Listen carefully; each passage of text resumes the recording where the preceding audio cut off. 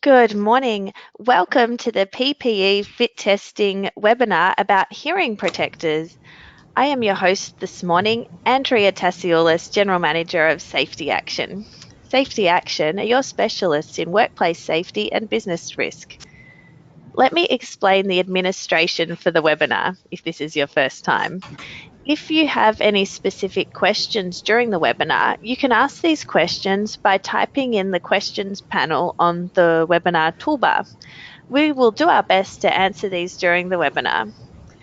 After the webinar, we will send you a recording of the webinar, and you can also, members can log in and watch the webinars via our website. Now I would like to introduce our presenter, Dr. Stephen Weber. Stephen is a senior consultant at Safety Action, has a Bachelor of Science, a PhD in physics, and postgraduate qualifications in occupational hazard management. Steve, welcome to the webinar. Thank you very much for that introduction, Andrew, and welcome to everyone that's attending this webinar. This is an interesting topic, one I'm particularly fond of, and let's launch into it. So today we're going to be talking about PPE fit testing, particularly around hearing protection. To start with, I'm going to start with why we undertake hearing protection programs in the first place. Outline briefly what a standard program out there looks like and what that gap is and how we can address that gap to maximize the efficiency and cost effectiveness of your hearing protection. As always, if there's any questions, please feel free to type them in and we'll look to address them at the end of the webinar. So, motivation, why do we want to undertake hearing protection programs? Well, it generally falls into about three primary motivations. First is ultimately the moral one, which should be our primary driver. We simply don't want our employees to suffer any sort of hearing damage or loss from the work they undertake in our workplaces. Like most things in health and safety, this is the primary driver in why we undertake these sort of programs. Second motivation is legal.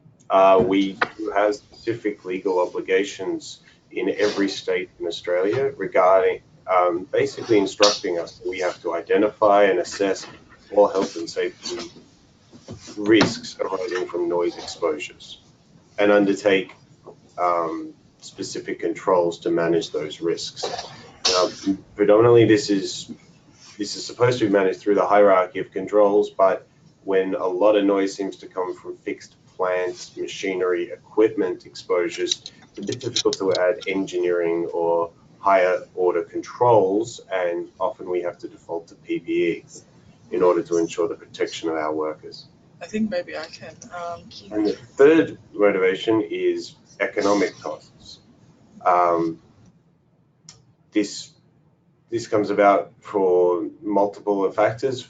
One, a hearing loss claim averages over $6,500, and that's just the claim itself. It doesn't factor in the loss of productivity of your worker as they're slowly losing hearing, motivational factors from other people that are doing the same thing and realizing that they could be facing an injury, or potential prosecutions for failing to protect our workers. It's also this current state of our legal system that any hearing loss claim is non-defensible. If someone is exposed to a hearing risk in your workplace and they suffer hearing loss from they can prove a loss of hearing for whatever reason, then the claim is accepted against your organization, regardless of how long it's been since they've worked for your organization. So what we're going to show you later on is the new scientific state of play around hearing protection that might slowly be shifting the ballgame in that part. It's not quite there yet, and I'll talk about that a bit later on, but it is an interesting factor to consider. So what does a standard hearing protection program look like? Well, in a workplace, we identify a noise risk or exposures. We then undertake assessments to determine whether or not it exceeds a safe exposure limit, 85 dBd, or I think 127 dBc. we look at the controls that we can put in place to prevent workers being exposed to that. That can be engineering. We can be looking at systems of work, looking at whether or not we can limit our workers' exposure such that their exposure limit is below the threshold. But predominantly it is, we will select and provide hearing protection.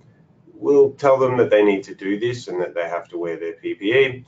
And periodically, through signage, through a toolbox, through other sort of offhanded messages, we will tell them, okay, now, are you wearing your PPE? Remember to wear your PPE.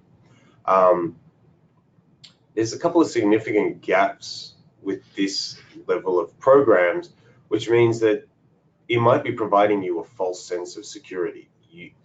You might think, well, I'm providing the protection, it's going to reduce it below the threshold exposure, my employees are safe. That's not actually necessarily true. So one of the first problems with that program is how you train your workers. Coupled with that is that every single person is different. I'm not trying to be facetious here, but that goes right down to the design and the shape of their ear canals. Some people have significantly larger ear canals than others. Some have smaller, some have slightly different elements or bone structure such that the way that their ear works and can interact with the PPE that is being provided is significantly different. Thus, on top of that, we don't really provide good coaching or training in workplaces. Most people almost seem to think that they're self-intuitive. Here is a disposable hearing protection.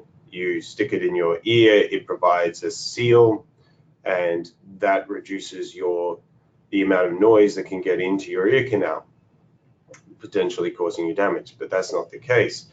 There is actually a specific methodology on how you are supposed to use disposable ear protection items. And unfortunately, if you don't do it correctly, as you can see in the diagram we displayed, if you just jam it in, it creates a very loose, almost singular point contact seal at the edge at best. Sometimes it might deform, and if the ear canal isn't quite correct, it could not work at all. The second problem with that is, which hearing protection do you use? Most people will come in, and what I've displayed there is just a sample toolbox of about half a dozen different types of common hearing protections that you will find in the workplace. So they come along and they go, well, I don't quite know the difference. Here's my exposure limit. I want a retention rate so it lowers it below the 85 dBA threshold. So this is what that PPE does. I've also highlighted the most common PPE you will see in the workplace, and the most common PPE in the market. And I'll provide that to my workers. I'll get a lot of it. I'll give them everywhere I can. You often see them at entry places, particularly to high-risk noise environments. And there we go. My workers are safe. But did you know that that PPE has a population coverage of anywhere in the region of 70 to 90%. So if you use a high quality 3M product brand, they're only rated to cover 90% of the population, taking into account that variation in our ear canal designs.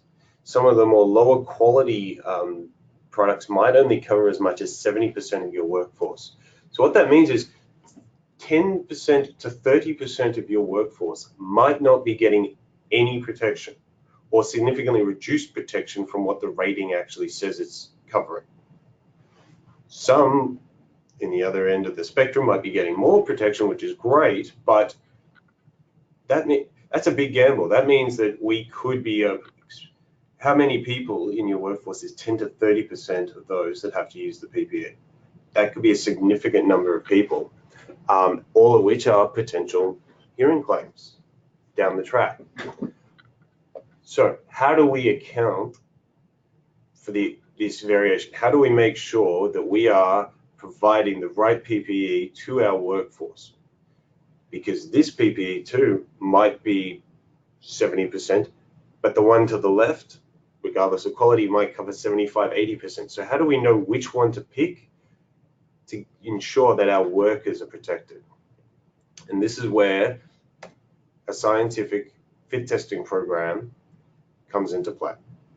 So 3M have developed the EarFit Julia validation system.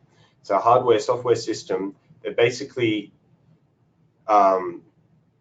utilizes a specific microphone to generate a understood frequency. Each worker is provided the PPE that you wish to test, so anywhere from that most common to other common products available.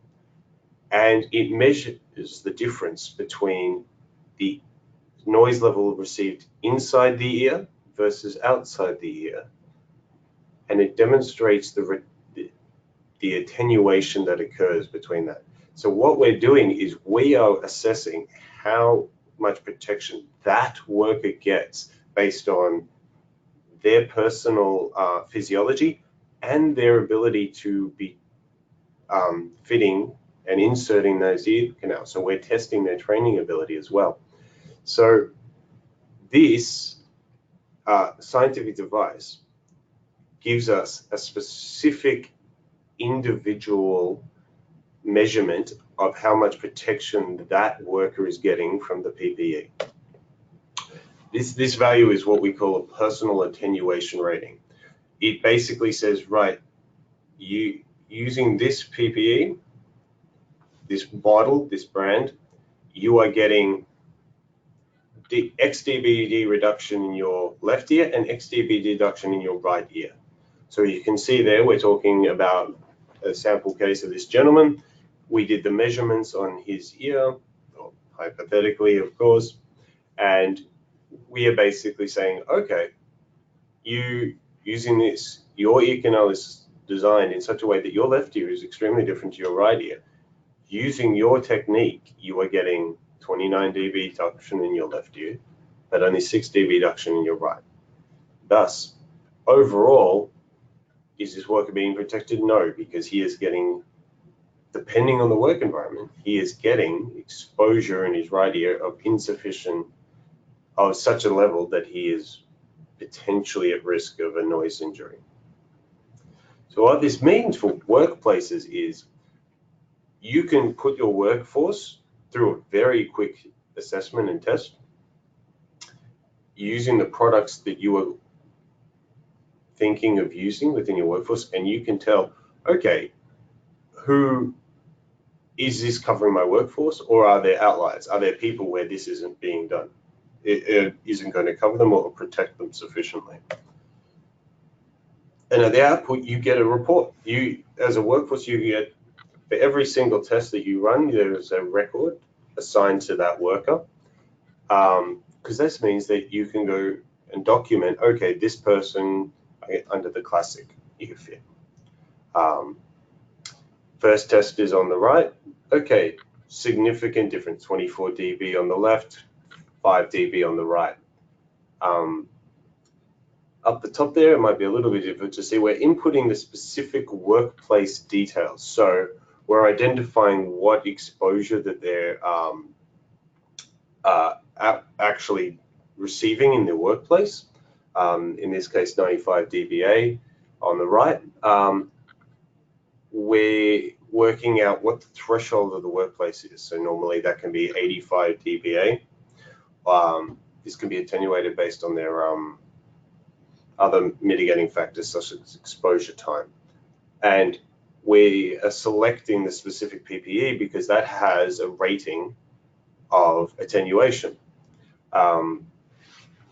So this tells us, okay, you have this exposure threat limit and this exposure threshold. Using this PPE, does this work? You get a red or green answer. So 24 dB on the left, that would be a significant attenuation. So we're saying, okay, we're exposing you to 95 dBA, you have a 24 dB reduction. So that means that you're receiving at most a 75 dB exposure limit through your left ear. Unfortunately, based either on your design or fit, your right ear is only getting 5 dB. This means that you're getting exposed to 90 dBA, you exceed the threshold in your right ear. Thus, overall, you fail because your exposure limit exceeds the threshold. Some workplaces have a 80 dBA threshold, so we can set that within the program to determine whether or not this is a pass or fail.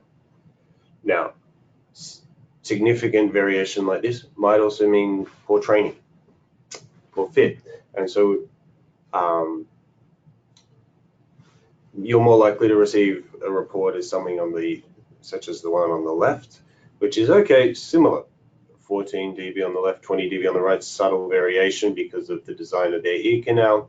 However, based on our set exposure, in this case 100 dBA, a 14 dB reduction is insufficient to reduce them beyond their exposure threshold. So we're getting a clear scientific measurement and report saying these workers are not getting sufficiently protected. As part of that process then, because of the medium in which we are conducting these tests, we can also use that as a coaching and education experience. So here's just a sort of step-by-step model of how you're supposed to actually fit these disposable hearing protections. We can go step by step through with the workers and say, okay, this is actually how you're supposed to use these equipment. Coach them a couple of times, demonstrations, models. We're providing them and educating them not only in the correct way to actually fit these hearing protections, thus maximizing their value in the workplace and ensuring that past the test, not only are they correctly fitted and that they're being provided the correct protection, but they're actually going to be informed on how to deliver that. And ideally, be ambassadors to everybody else. Oh, actually, I've learned that this is the way you do it.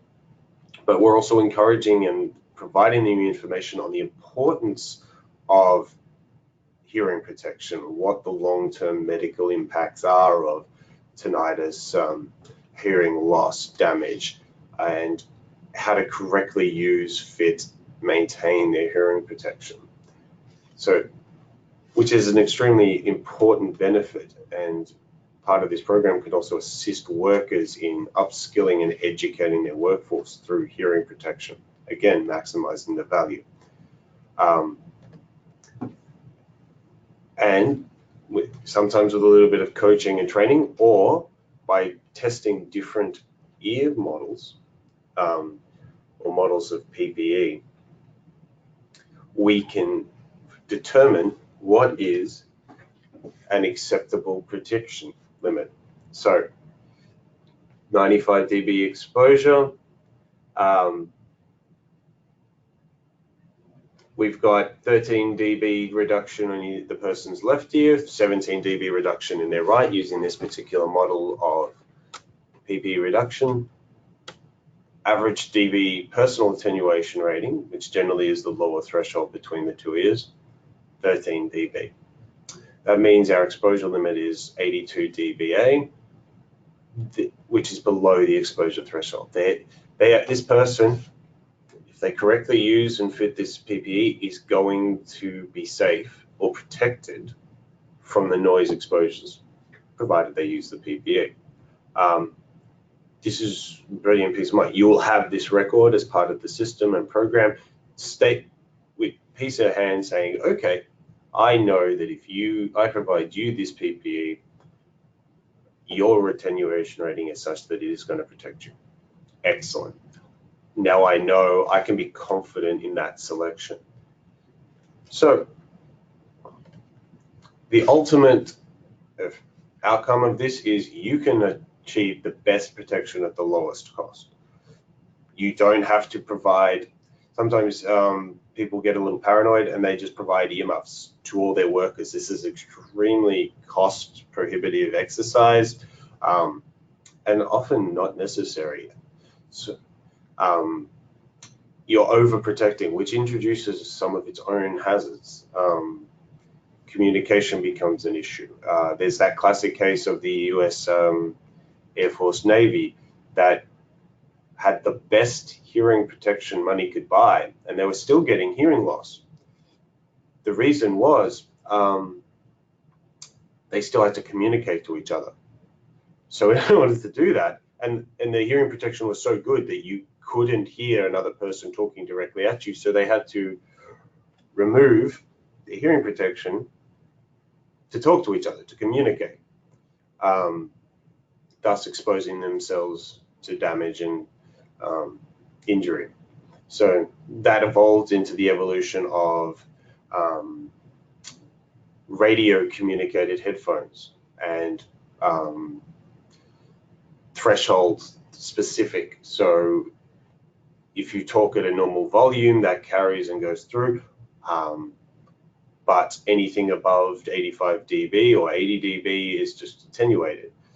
A lot of new technology is coming about to account for these sort of adaptations that arose from overprotection of your workforce.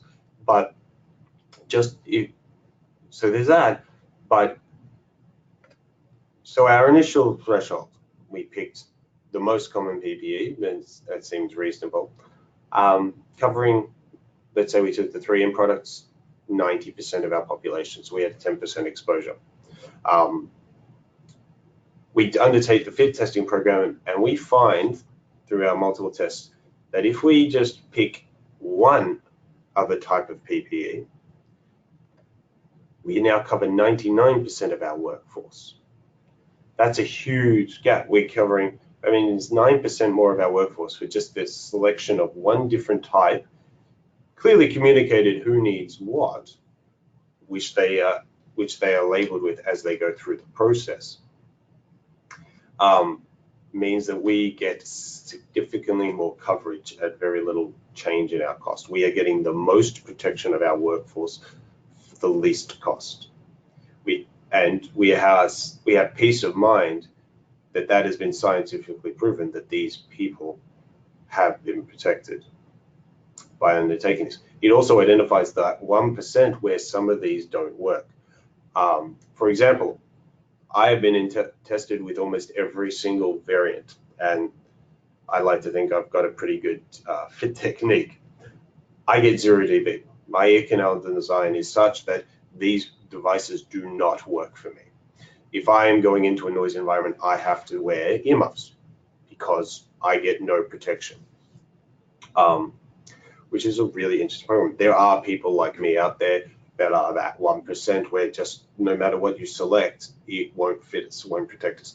Those people, you could provide earmuffs, or you could look at work task redesign to measure their exposure threshold. But it gives you that power and that knowledge to go, okay, these are the people that I need to do something a little bit different. It's no longer a one size hopefully fits all, leave it and pray kind of process. It is a scientifically supported and demonstrated practice. This will work for this population, this model will work for this population. Now let's look at the 1 or 2 people out there that we need to do something a little bit extra for. Now we have good peace of mind that we are well protected. On top of that, we get and I'm going to be cautious here. When I talked back at hearing loss claims are a non-defensible claim. If you have a noise exposure, if you provide PPE, it is just, and they've got a documented hearing loss, and they can prove that exposure, it's non-defensible. The first step you can do is you do a hearing assessment. Start of work hearing assessment, periodic every 2-year hearing assessment, end of work hearing assessment. That first builds up the picture of, well, this is actually the state of their hearing during the course of their work life within our organization. Anything beyond that time frame is not within the realm of our organization. Then you have a hearing fit program which scientifically demonstrates this hearing protection and the training and coaching we provided them is such that they would not receive a dangerous exposure limit under this program with this PPE. That provides you another level of potential defense. This has not been tested in courts. It hasn't come up yet. But as this process and knowledge rolls out of this capability, it's potential that might move forward with this. So what would a more sophisticated hearing program look like? Well, similarly to this before, we identify a noise exposure risk. We determine our exposure limit. Are we exceeding the thresholds, either peak or over the course of 8 hours? If so, let's undertake a fit testing program to determine our most effective PPE solutions. Is it just one model of PPE covers all our workforce? Or is it 2 models? It may be 3. But by undertaking the program, we can clearly identify what those models are that gives us the best coverage in ensuring the protection of our workers. And it identifies the outliers where we need additional work. From there, we provide the hearing protection individualized to each employee and per their personal attenuation rating, which we have clear records of that can be assigned to their work table and say, this PPE is for you, here is why. This PPE is for you, here is why. And ensure that they understand the process and why that occurs to deliver the most effective solution. We train the workers and we keep training the workers. Constant coaching, support, coming up with the next one, we communicate on it, not only at our team meetings, but with signage, demonstrations, models. We can build a program and culture around PPE being a central defense mechanism against these exposures. Because tinnitus in particular is a terrible condition to receive it. And part of that is demonstrating good practice. The managers, they have to understand the importance of this program so they can reinforce it. They have to understand coaching in order to be able to demonstrate good fit, and then they need to model that behavior themselves. They can't allow somebody to walk around without hearing protection. One of the things I do these days is I challenge people when I'm doing audits and they go, right, you have to enter this noise exposure area. And I say to them, I have been scientifically tested that this hearing protection won't help me. It won't lower my exposure threshold. What do you want to do here? The sophisticated organizations, the organizations that have that clear, high moral understanding, they will say, well, all right, then we can't let you in. You can't do this. How do we work around this? Let's go find some earmuffs, or do you have your own hearing protection, etc. Sometimes people go, oh, that's really interesting. I don't know what to do here. Well, why don't we just go through it anyway? You're not exposed for too long. That's quite 2 different stances. And if you take the second and extrapolate it further, that puts a risk and exposure that we don't have to undertake.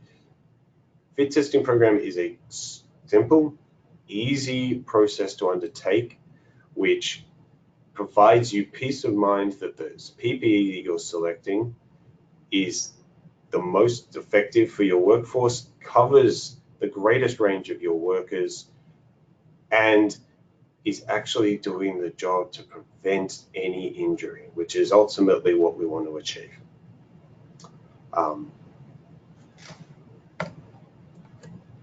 Yeah. So that's hearing protection fit testing in a nutshell. Thank you for coming with me on that discussion. If you have any questions, please let me know. Either type them in or send them in to our inquiries line or call. We are more than happy to discuss with you the nuances of this programming. Yeah. Otherwise, again, thank you for your time. We have a number of other webinars coming up in the near future. The next one is Safety Leadership, Part 1, on the 8th of June. And the rest of the list is available on our website. Thank you. And please bear in mind that a survey is coming out.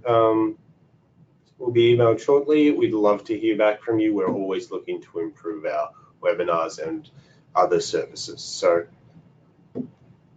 I hope you have a fantastic day and look forward to seeing you soon.